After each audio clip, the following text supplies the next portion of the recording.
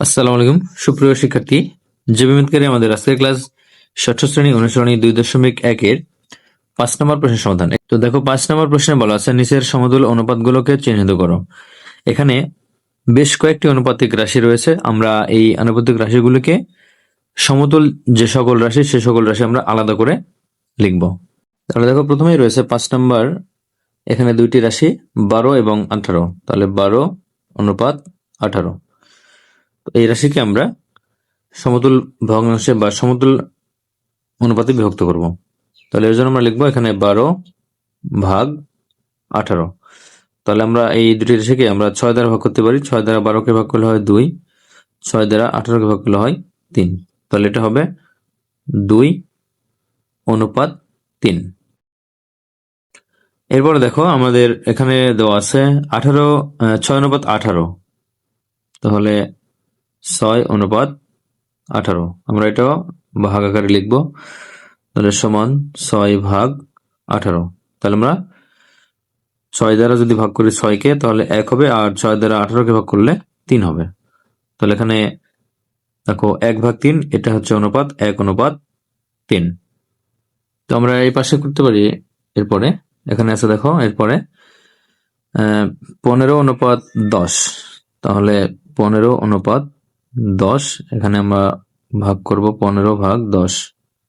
তাহলে দুটি রাশি 5 দ্বারা বিভাজ্য। তাহলে 5 দ্বারা 15কে ভাগ করলে 3, আর 5 দ্বারা 10কে ভাগ করলে 2।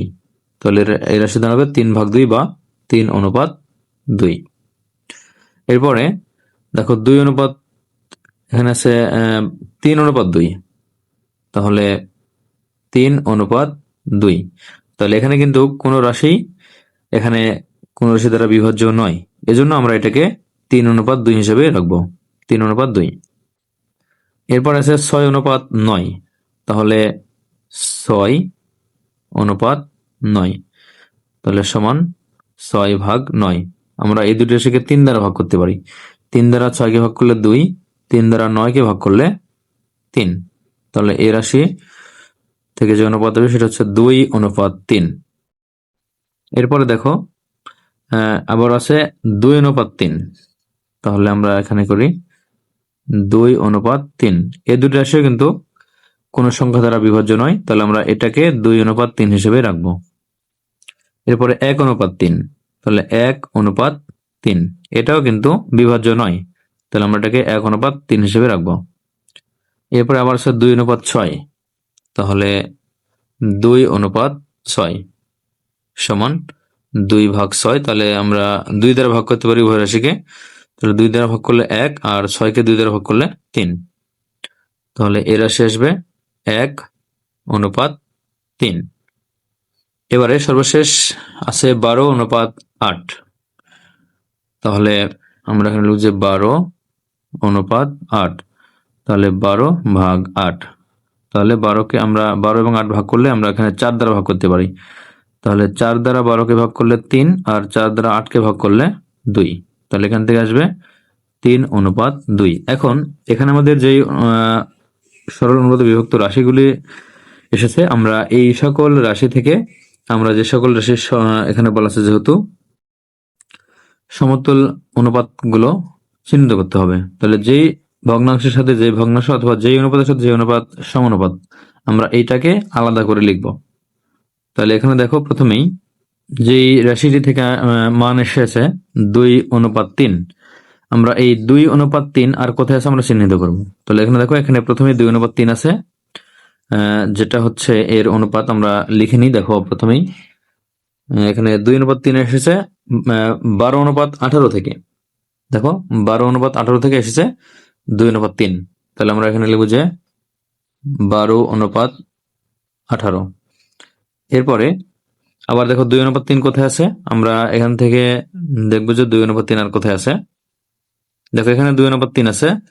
2:3 এটা হচ্ছে 6:9। এই রাশি থেকে 2:3 এসেছে, তাহলে আমরা এই 6:9 নিব। তাহলে 6:9। এরপরে আর আছে কিনা দেখবো 2:3। হ্যাঁ দেখো 2:3 এটা কিন্তু 2:3 থেকে এসেছে, তাহলে আবার আমরা লিখবো 2:3। এরপরে আর আছে কিনা এখানে দেখো 2:3। এরপরে আর কোথাও নেই, তাহলে এই তিনটি অনুপাত সমতুল। এজন্য আমরা এখান থেকে লিখব যে অনুপাতগুলি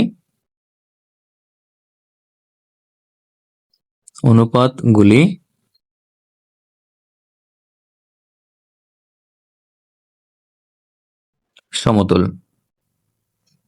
এরপরে দেখো এখানে 6:18 এখান থেকে এসছে 1:3। তাহলে 1:3 আমরা এইটার এখন সমতুল অনুপাত লিখবো। তাহলে এখানে 1:3 এসেছে 6:18 থেকে। দেখো 6:18 থেকে আমরা পেয়েছি 1:3।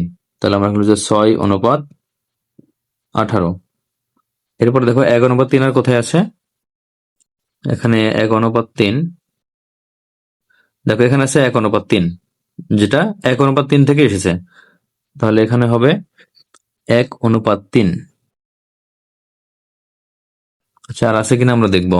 দেখো এখানে আছে, এরপরে এখানে আবার আছে 1:3, যেটা এসেছে 2:6 থেকে। তাহলে আমরা এটা লিখবো 2:6। এরপরে আর কিন্তু নাই, তাহলে আমরা এই তিনটি অনুপাত সমতুল, আমরা এটা লিখবো। তাহলে অনুপাতগুলি